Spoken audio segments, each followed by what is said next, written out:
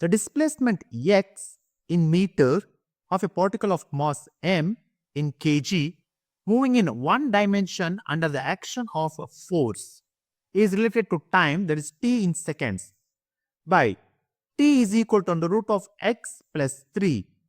The displacement of the particle when its velocity is 0 will be. When the velocity becomes 0, we need to find here.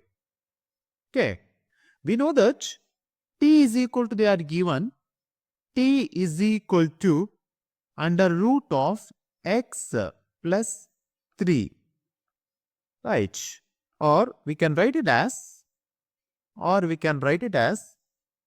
under root of x is equal to t minus 3. T minus 3 here.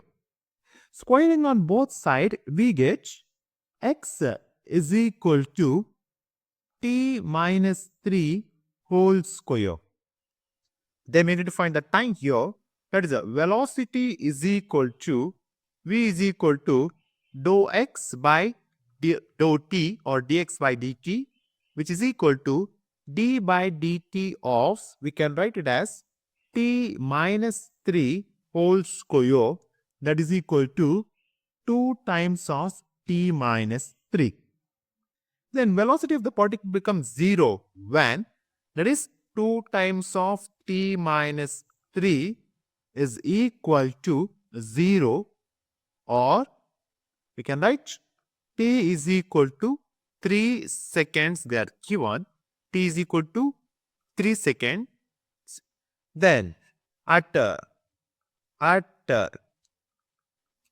t is equal to 3 seconds, then we can write x is equal to, according to the equation number 1, I want to take this as equation number 1, then x is equal to, t is equal to 3 minus 3 whole square. 3 minus 3 is equal to 0.